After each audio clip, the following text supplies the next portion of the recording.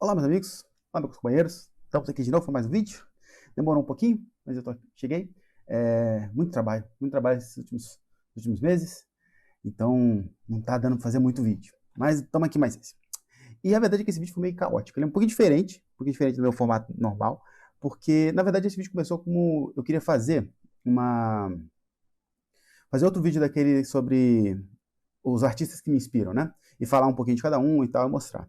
E acontece que, enquanto eu estava pesquisando para ver quais artistas que eu iria falar sobre, eu decidi que eu queria falar sobre um deles, seria esse artista chamado Eugene de Blas, artista italiano.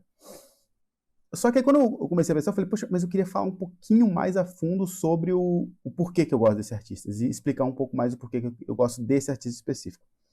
E aí eu percebi que seria legal fazer talvez um vídeo especificamente sobre ele e especificamente sobre o motivo específico que eu gosto dele. E aí, quando eu tava pensando nisso, eu falei, cara, mas então eu só chegar e falar isso, eu acho que é meio zoado. Tipo, eu só chegar a falar em que eu gosto no artista do cara, na arte do sujeito. Porque, também, primeiro, que não é assim que eu consumo arte. E segundo, porque eu achei que ia ficar meio raso. Então, o que eu falei? Pensei, eu vou falar um pouquinho sobre o porquê que eu gosto da arte dele e vou falar sobre isso também. Mas antes de fazer isso, eu quero mostrar um pouquinho sobre quem é esse artista, de onde ele veio, como ele começou, da época dele, o estilo de arte, da vida dele, porque eu acho que é assim que eu faço, entendeu? Quando eu gosto de um artista, eu normalmente vou na Wikipédia, eu procuro fotos, para você conhecer melhor como é que é a vida do artista, como é que foi, como é que ele se formou, como é que ele chegou no tipo de arte que ele tem, como é que foi o período, o lugar que ele nasceu. Eu acho que isso traz mais riqueza assim, para o artista mesmo, para a arte dele. É porque a arte faz parte da nossa vida, né, do nosso contexto. Então, normalmente eu gosto de fazer isso. Então, eu fiz isso, e aí eu vou mostrar um pouquinho sobre quem é esse artista, Eugene de Blas, falar um pouco do que eu descobri com ele. Não é nada super profundo, eu não li nenhum livro, nada. Basicamente, isso aqui são artigos que eu encontrei online, no Wikipédia, fotos que eu pesquisei no Google. Não é nada super complexo, entendeu? Mas é o suficiente, pelo menos para mim, é sempre o suficiente para poder ter uma conexão um pouco mais pessoal com a arte dele, do artista que você estiver pesquisando, certo? Então vamos fazer desse jeito e vamos ver se fica maneiro. Não sei se vai dar certo. Vamos ter que fazer. Então vamos lá. Ó, o nome desse artista chama Eugene de Blas. Aqui é a foto do rapaz, do moço. Um moço, esse cara aqui, Eugene de Blas. Essa é uma foto dele, e também tem aqui um autorretrato também que ele fez dele mesmo. Esse aqui já devia estar bem mais velho. E essa é a cara do sujeito. Tá vendo? Ele é um artista italiano, ele nasceu em Albano, na Itália, em 1843, certo? E normalmente quando eu acho que a maioria da gente é assim. Pode ser que tenham pessoas aí, que vocês sejam mega estudiosos, historiadores. Mas quando eu falo Albano, Itália, 1843, eu não sei se vocês conseguem fazer uma ideia na sua cabeça visual sobre como é a cara desse período que eu estou falando. E isso eu acho que é importante, porque às vezes tem muito artista que quando você pesquisa, que ele desenha, ele pinta coisas de períodos anteriores, ou fantasias, ou coisas, né, coisa fantástica e tal. Então você não tem muito a ideia de qual que era realmente a época em que aquilo ali está se passando. Vamos dizer, comigo é assim. Então eu também gosto de dar uma olhada, tipo, qual é a cara desse período, né? E aí eu encontrei algumas fotos. Albano fica próximo de Veneza, pelo que eu procurei saber. Então, é muito difícil encontrar fotos especificamente dessa cidade, mas eu encontrei algumas fotos de Veneza nesse período entre 1840 e 1900. E eu acho que se dá para ter uma boa ideia de qual que era o visual dessa época. E o que eu acho, na verdade, eu vou até colocar aqui do lado, porque você vai ver que como é interessante você ter uma visão mais ampla desse tipo de conteúdo. Se eu colocar aqui algumas cenas das coisas que ele pintou, o Eugene, você vai ver que bate. Olha, tá vendo como bate o visual, o estilo? Isso aqui foi em 1897, então ele já devia estar com uns 40 e poucos anos nessa época. Mas você percebe que os vestidos, o chapéu, o estilo de roupa, até a arquitetura no fundo, essas paredes bem desgastadas, tá vendo? Você consegue perceber isso na arte dele, essa linguagem visual, digamos assim. E aí, eu sei que são algumas fotos que eu encontrei da época, tá vendo? Engraçado que entre as fotos que eu encontrei, aparecem várias mulheres lavando roupa, E, assim, não é uma coisa que você encontra muitas fotos, pelo menos eu não encontrei muitas fotos, mas dentre as que eu encontrei, é engraçado quantas vezes apareceu esse tipo de coisa. As mulheres lavando roupa e tal, e é exatamente muitas das coisas que ele desenha são mulheres lavando roupa, ou fazendo algum tipo de trabalho manual desse tipo. Né? Então, essas aqui são algumas fotos do período, e eu acho que elas, tipo, até esse chapeuzinho, tá vendo? Esse chapeuzinho aqui, ó, ele, ele lembra muito quando você vê os homens que ele desenha, né? Normalmente é mais focado nas mulheres. Quando você pega algum fotão, você vê como o chapéu é parecido, tá vendo? Ele tem essa borda bem fininha assim, e ele parece meio que arredondadinho. Você pega assim a vibe da época mesmo. E essas são as fotos desse período que eu achei elas muito interessantes. Esse aqui foi em 1900, então ele já devia estar com uns 50 anos por aí nessa época. Mas, né, dá pra ver que é bem do período mesmo, assim. E eu, pelo menos, acho interessante ver isso. Ah, tem essa daqui, ó. Na verdade, não chegou, né? Eu não sei porquê. Ó, essa aqui é uma que eu acho bem. Pega bastante a vibe, tá vendo? Essas escadas. Tem até aqui uns desenhos com as escadas da época e tal, daquele período ali, daquele local. O tipo de roupa.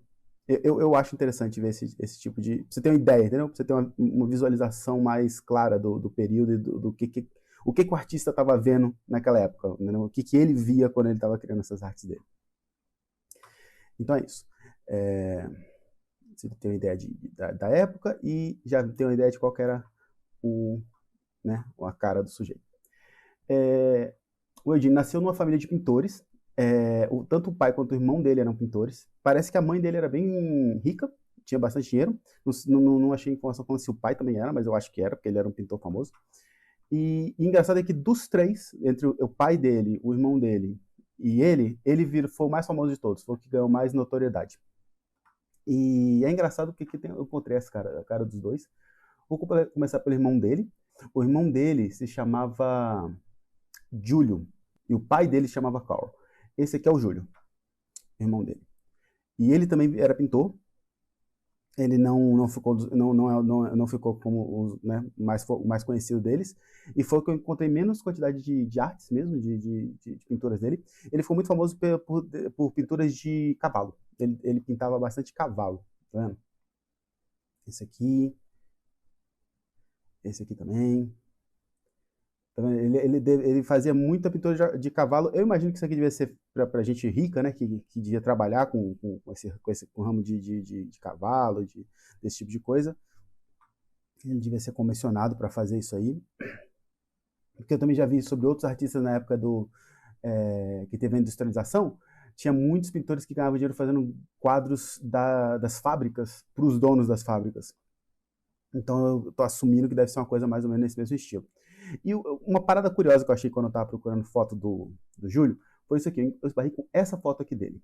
Na verdade, são 3 fotos. Foi essa e essa aqui. Se você olhar essas 3 fotos, tipo, não parece uma roupa da época que ele estava.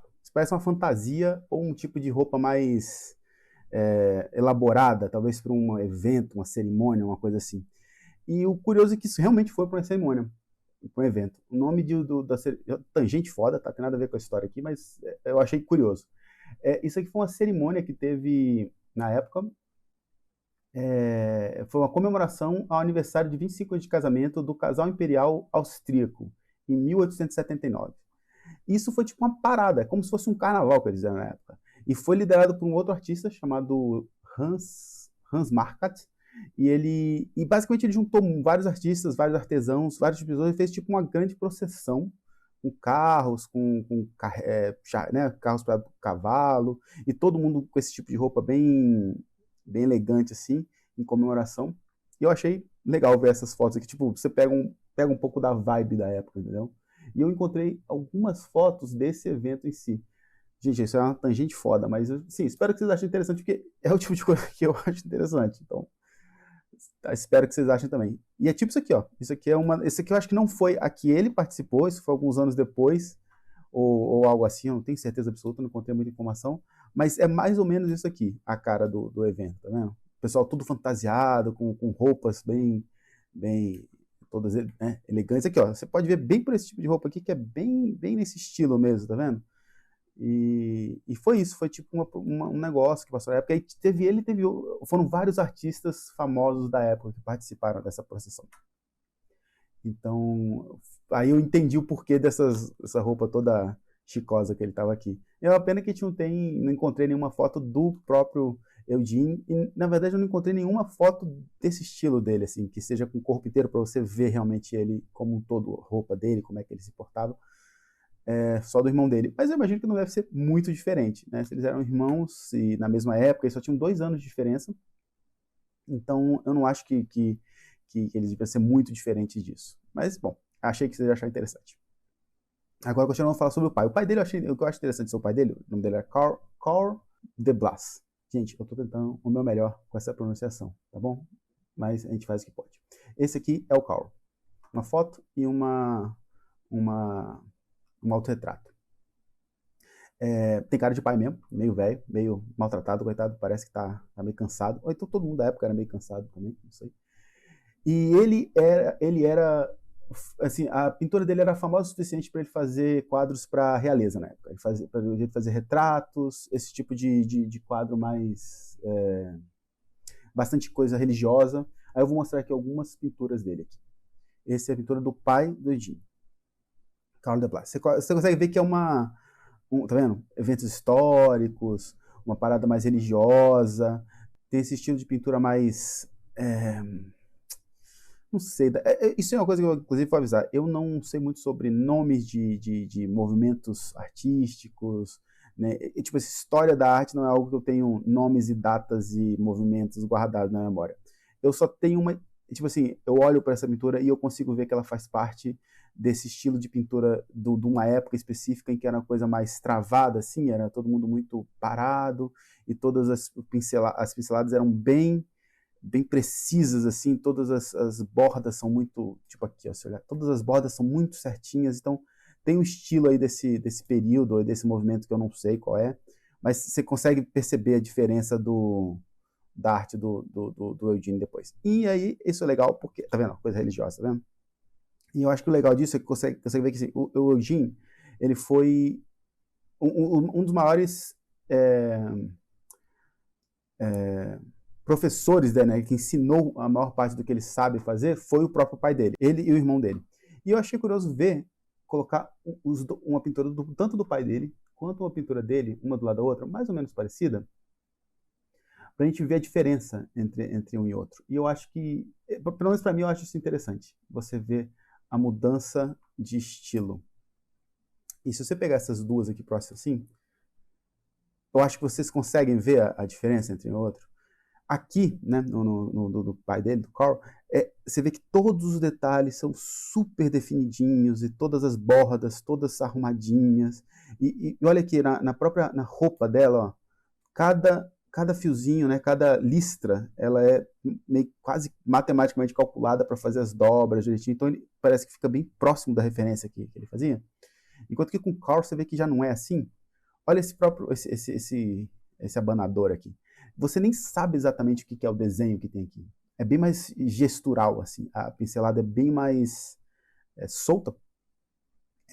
Lógico que tem alguns detalhes que você vê que fica mais definido, tipo aqui no colar, ou o próprio rosto dela você vê que é bem definido. Mas quando você pega pro pai dele e compara os dois, você vê que praticamente não tem, aqui no desenho do Carl, não tem nada, não tem as bordas lost edges, que fala, né? As bordas que se perdem. Você quase não tem isso. A borda do cabelo é toda certinha. Aqui você vê que você se perde um pouco, as pinceladas são mais soltas. Toda a musculatura do rosto dela é definida de forma meticulosa, enquanto que aqui no Carl você vê que ele é mais solto, a forma como o cabelo junta com a pele da testa, ela é mais natural, é mais solta. Então acho que isso é parte do, né, o estilo dele, deve ser o estilo próprio dele, mas tipo assim, também dá para você ver uma mudança eu acho que seria talvez cultural da época. Eu acho que isso é uma coisa que deve ser passado de geração em geração e vai se adaptando digamos assim, o que é o estilo prevalente da época, né? E algumas coisas você vê que permanece, tipo, a mão aqui está muito bem detalhada, tanto quanto é bem detalhada aqui. Então tem coisas que permanecem, e o que eu acho, mas o que eu acho interessante é essa diferença entre o que o pai dele fazia para o que ele faz. Tem uma semelhança, mas você consegue sentir a diferença, dá para perceber a diferença de um para o outro, certo? Então, beleza. Isso que a gente vai falar sobre isso é o que eu tive que falar sobre a história do pintor, do Eugene Deblas. Agora eu vou falar um pouco sobre a arte dele e o que eu gosto, tá certo? E, bom, o que eu gosto na arte dele? Eu coloquei aqui, juntei algumas imagens, e elas estão divididas em 3 categorias. A parte de cima é basicamente o que eu acredito que ele é mais, o que o Eugene é mais conhecido o trabalho dele é mais conhecido pela maioria das pessoas. Aqui embaixo são alguns exemplos em que eu não gosto, que é um exemplo dentro do que eu gosto que ele faz, mas que eu acho que foram menos bem sucedidos do que os outros. E esses do meio são, na minha opinião, os melhores exemplos desse aspecto que eu gosto do Eugene Deblas.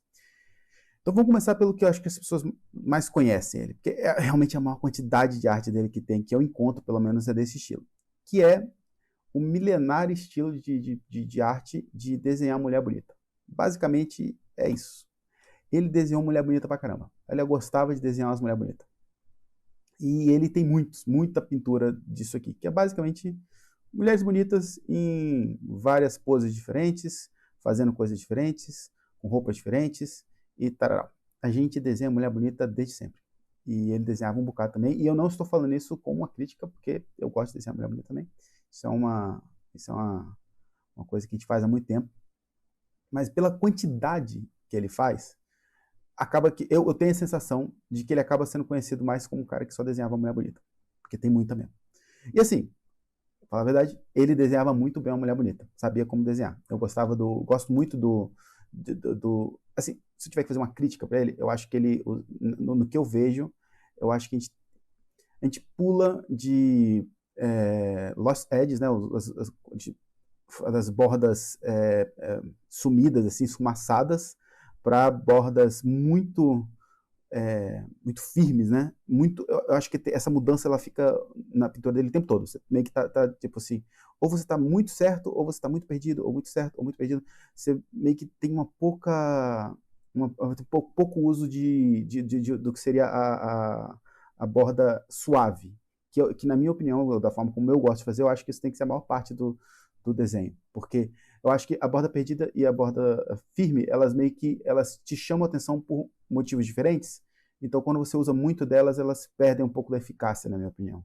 Então, um exemplo, se eu tivesse que fazer, se eu fosse desenhar, assim, gente, eu tô falando assim, porque eu não tô nem de perto comparando a minha habilidade com a habilidade dele. É só porque eu acho que a gente não pode ficar cheio de dedo para falar de outros artistas, principalmente artigos que são antigos, porque eles já não estão aqui, e se você não aprender a enxergar o que você gosta e o que você desgosta de um artista, você vai virar só uma cópia de outros artistas, entendeu? Isso até é uma coisa que eu vou dar essa dica pra vocês, assim, uma dica assim, é pelo menos como eu faço as coisas. Quando eu descubro algum artista que eu gosto, e quando eu vejo alguma coisa que eu quero inserir na minha arte, que eu olho e falo assim, poxa, eu queria fazer isso igual, para cada coisa que eu gosto no artista, eu tento encontrar alguma coisa que eu não gosto. Não que seja ruim, não tô falando que é ruim, tô falando coisa que eu não gosto. Porque se você gosta tudo de um artista, existe um risco de você se tornar só uma cópia barata daquele artista. Então, a maioria dos artistas que eu tento absorver alguma coisa, eu tento ver claramente alguma coisa que eu não gosto daquele artista. Porque aí eu meio que garanto que eu vou desenvolver a minha linguagem pessoal, entendeu? Eu não vou simplesmente inserir tudo de outros artistas na minha coisa. Eu vou fazer realmente uma mistura de artistas diferentes. Isso é uma forma de você impedir que você pegue demais de um artista só. Então, por exemplo, se eu tivesse que fazer essa pintura aqui, eu provavelmente não precisaria dessa borda tão dura aqui, ó. Eu não acho que é tão necessário, porque não é uma parte muito importante. Tipo assim, é importante, porque a silhueta da figura, ela é importante, mas ela não é tão importante que você precisa de algo tão forte. Tipo, eu não acho que essa borda precisaria estar tão firme quanto, por exemplo, a borda do rosto dela.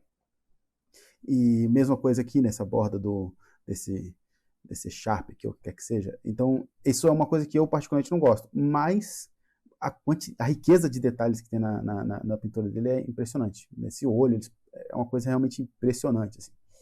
Então, apesar dele fazer muita pintura de mulher bonita, que eu não tenho nada contra, mas ele acaba eu acho que fica essa sensação de que era o que ele fazia. Ele só fazia desenho de mulher bonita, apesar de fazer muito bem. Então, como você pode ver, tem muito mesmo. Mas o que eu gosto nas pinturas dele é o storytelling, a forma como ele conta a história. E por que eu gosto do storytelling dele? Tem vários outros artistas que são bons de storytelling, mas eu gosto muito da forma como o storytelling que ele faz é muito focado no rosto e na expressão facial e na pose dos personagens que ele desenha. Então eu vou mostrar aqui algumas que eu não acho que estão, que eu não acho que são os melhores exemplos disso, mas que é o que ele faz. É a habilidade dele que eu gosto. Por exemplo, nessa cena aqui, você tem um cara, né, andando com a menina, então você claramente tem a forma como tá a mão dele, ele tá meio que fazendo uma pose, né, meio, ele tá sendo meio teatral, e isso também deve ter um pouco da própria direção do Eugene, que deve ter dado pro modelo dele, mas se ele deu essa direção é porque ele queria isso. E essa sensação dele, essa pose dele, a mão na cintura e um pé para frente, um pé para trás, ele tá meio que fazendo uma declamação, assim, ele tá realmente se mostrando, né? E a forma como essa pessoa essa mulher que ele tá claramente interessado, ela tá sorrindo e tal, mas ela não tá completamente pro lado dele. Existe uma certa, talvez como se fosse fazendo um certo charme. Mas, logicamente, existe uma reciprocidade ali, mas tem uma dinâmica que não é só de romantismo, entendeu? E aí, quando você olha para as pessoas, para as mulheres do fundo, cada uma delas, apesar de que você entende que é tipo não seria uma forma de inveja, mas tem essa, né, elas queriam talvez um relacionamento igual, ou queria um homem interessado, assim, um cara interessado nelas, uma coisa desse estilo, e cada uma tá com uma expressão diferente. Essa daqui tá com essa, quase como se ela estivesse sonhando, imaginando como seria para ela. Essa daqui, do meio, ela tá dando como se fosse uma expressão de feliz pelo casal, tipo, gostaria de ter isso, mas ao mesmo tempo ela tá com um sorriso mais aberto. E essa daqui é quase como se fosse uma coisa uma coisa mais brincalhona, assim, entendeu? Quase como se ela tivesse, tipo, olha só o casalzinho ali. Claramente existe uma vontade também, mas apesar de ser uma mudança tão pequena, isso traz um pouco de personalidade diferente para cada uma delas. Mas assim, ainda, na minha opinião, essa aqui é uma das cenas simples da que eu diria. As emoções são todas muito simples e a forma como ela está mostrada, eu acho que está um pouquinho mais na cara do que eu já vi que ele é capaz de fazer com outras pinturas que ele fez. E basicamente todas essas outras aqui são variações desse tipo de coisa, tá vendo? Todas emoções bem simples e bem teatrais, assim, mostradas bem de frente, assim. Essa aqui, por exemplo, a mesma coisa. Eu considero que... Mas essas duas pinturas aqui, na minha opinião, são as melhores e são as que eu mais gosto. E essa daqui, principalmente, é a que eu mais gosto. Eu vou mostrar por quê. Para mim é impressionante como só com a posição, a expressão facial e a posição das mãos, a posição do corpo, ele consegue contar uma história bem claramente com o que está aqui. Se você olhar pela posição do bispo, do padre, ou o que quer que seja aqui, você vê que ele está com uma cara meio com os olhos regalados, como se estivesse assustado, assustado com alguma coisa, ou assim, ele tomou como se tivesse recebido uma notícia que ficou, né, muito surpreso. Mas, apesar disso, a posição dele não é uma posição de raiva, você vê que é uma posição de surpresa mesmo, mas a forma como a mão dele, com esse braço dele está na perna, encostado, dá a impressão de alguém muito correto, alguém muito certo, realmente um bispo, um padre, uma pessoa muito... que faz as coisas certas, entendeu? Um professor, uma pessoa que vai ensinar e vai guiar uma pessoa. E apesar dele estar com essa cara de surpresa, ele não está com uma expressão de recriminação, de tipo, como alguém que fosse dar uma bronca ou gritar, ou coisa assim. Então, acaba, apesar de ter essa sensação de surpresa, não fica algo agressivo, entendeu? Se você olhar essa mulher aqui, ela parece que ela é a pessoa que deu a notícia que deixou ele surpreso. Ela tem uma feição de resignação, tipo assim, é verdade, é isso aí que aconteceu. As mãos delas entrelaçadas, tipo, é assim que é, né? E aí ela tá claramente contando alguma coisa para ela surpreendente. E do lado de cá, a gente tem a mulher que ele está olhando. Então, o que você entende é, essa mulher contou alguma coisa para ele sobre essa moça aqui, que deixou ele surpreso. Daí você pensa, o que poderia surpreender um padre, um bispo, o que quer que seja? Aí você pode imaginar o que for, mas pode ser algo tipo, ela foi vista beijando um moço, entendeu? Que nessa época seria, meu Deus do céu, algo assim. Mas a posição dela é tipo, uma mão em cima da outra, super meiga, quase como se ela fosse uma santa, quase fosse algo meio, algo sagrado, entendeu? Mas ao mesmo tempo tem um tom de descontração dentro dessa cena. Ninguém tá com, tipo, o que tá acontecendo aqui não é nada sério. Ninguém vai ser castigado de verdade por isso. O que eu imagino pelo tom que você consegue perceber é que no máximo ele vai, sei lá, passar para ela fazer 50 Ave Marias ou alguma coisa desse estilo, entendeu? Tipo, são 3 personagens e você consegue ler tudo isso só pelo rosto, pela expressão facial e pela expressão do corpo deles. E isso é uma parada que eu tento fazer nos meus desenhos, eu sempre tento... por isso que normalmente as cenas que eu desenho tem tantos personagens, porque eu sinto que quanto mais personagens você tem, mais formas você tem de passar uma informação para a pessoa que está vendo o desenho sobre um ângulo diferente sobre aquilo que está acontecendo. Então, o que está acontecendo aqui é a véia contando alguma coisa sobre a menina para o padre. E isso deixou ele impressionado. É isso que está acontecendo. Mas a posição, o rosto e a pose de cada uma dessas pessoas te conta um pouco mais sobre isso que aconteceu. A dele mostra que apesar dele estar impressionado ou surpreso, né, ele não parece ser um homem severo, não é uma cena que você tem que olhar e falar, meu Deus, o que vai acontecer com essa menina? Ela, apesar de estar contando isso, ela não está com a cara de quem está brava com a menina, ela não está aí chegando, tipo, puxando os cabelos da mulher e falando, essa daqui pecou, fez uma coisa assim. Ela está mais resignada, parece, a situação. E a menina, ela não está com a cara de confrontação nem nada, ela está meio que tentando fazer o papel do anjinho, tipo assim, não pode acreditar que um anjo como ela fez o que quer que seja que aconteceu. Então, cada uma dessas pessoas, pela pose, pelo rosto, ela te dá mais informação sobre essa história, sobre a história que ele está tentando te contar aqui. E é isso que eu gosto nesse Eugene Debus. Ele faz isso pouco, eu encontrei poucas pinturas dele que tem esse tipo de formato de storytelling, até porque normalmente, se você olhar por esse, o storytelling é muito simples, é só tipo, olha, uma menina bonita com um abanador, aqui é uma menina bonita na porta, não tem tanta história assim, tipo, essa aqui ela tá feliz com uma carta, mas você não tem como saber qual é o conteúdo dessa carta, não tem muito mais informação que isso.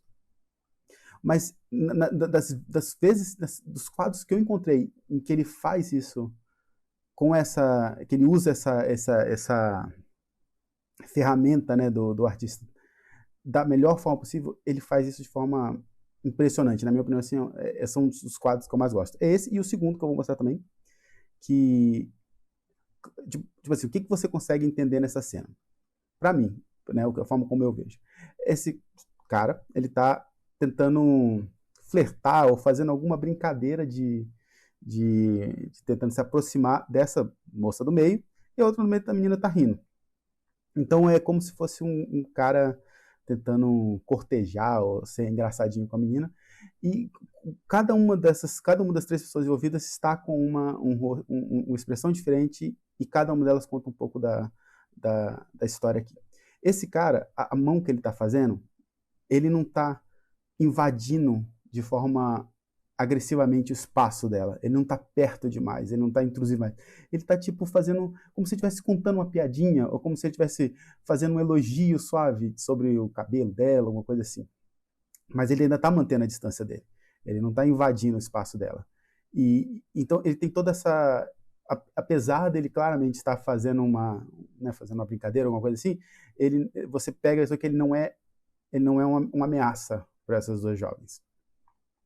O chapéu dele no chão mostra que ele deve ser um cara descontraído, né? Tipo, pô, o chapéu dele tá no chão, então já mostra que ele deve ser meio brincalhão, talvez, ou então meio excêntrico, digamos assim. A menina do meio tá com as pernas cruzadas, que pra mim meio que já mostra que ela tá dentro do espaço dela. Ele não tá dando abertura pra ele, mas ao mesmo tempo ela tá sorrindo, tá achando engraçado. Então ela deve achar engraçado como ele é excêntrico. É a leitura que eu faço, né? Como ele é um cara peculiar. Então ela provavelmente não vai ser agressiva com ele de volta, ou não vai ser vai cortar ele de uma forma brusca. Vai manter ele no lugar dele, mas sem uma confrontação direta, certo? E a menina do lado de cá, ela tá rindo, provavelmente é uma pessoa mais jovem, talvez mais descontraída que essa outra mulher, que não consegue segurar a risada dela, mas ela ainda tomou cuidado de tampar o rosto dela com o negocinho ali, com o abanador, pra não, talvez, ofender o cara. Então, ainda assim, apesar de ela estar rindo do cara, ainda assim existe um cuidado para não ofender, digamos assim.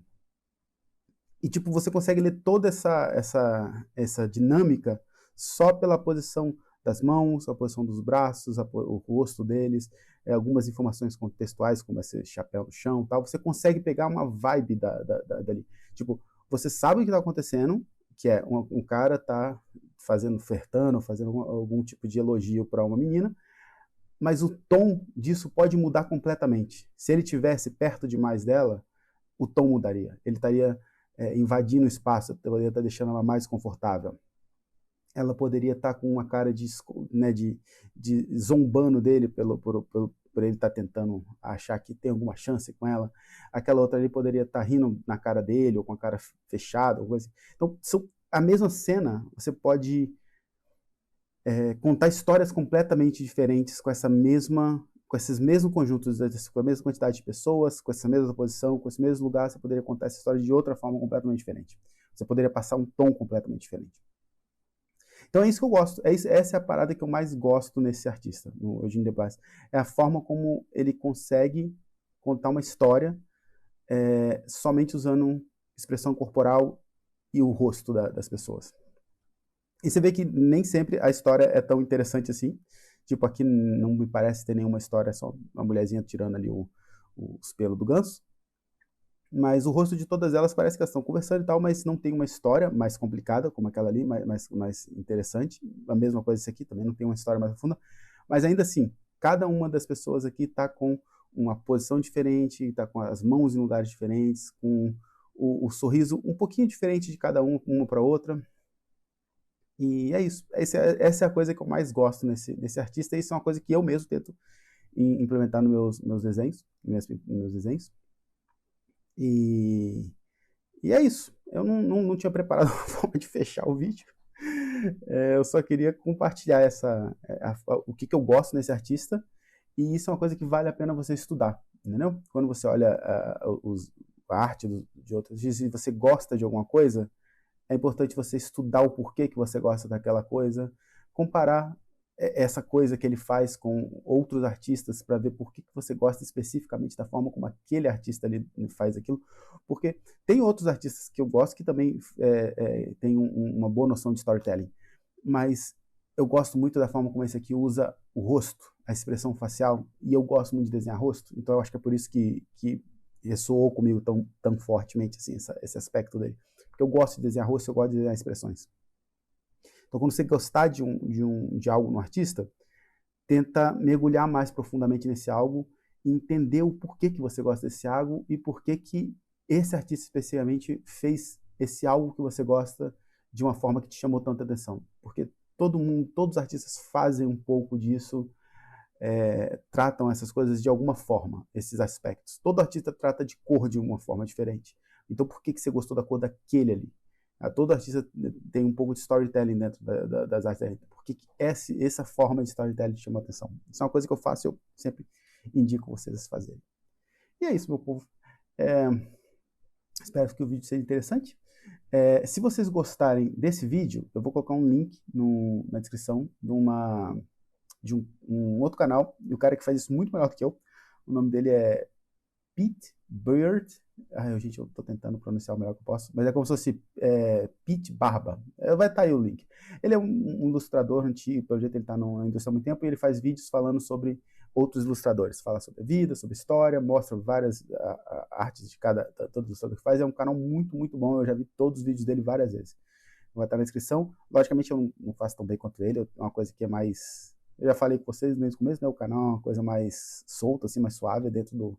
sem muita edição, tal, dentro do que eu vou fazer. Mas ele faz um trabalho, assim, excelente. O meu nem se compara com o dele. Então vai assistir os vídeos dele também. E é isso, pessoal. A gente volta em breve com mais vídeo. Abraço pra vocês.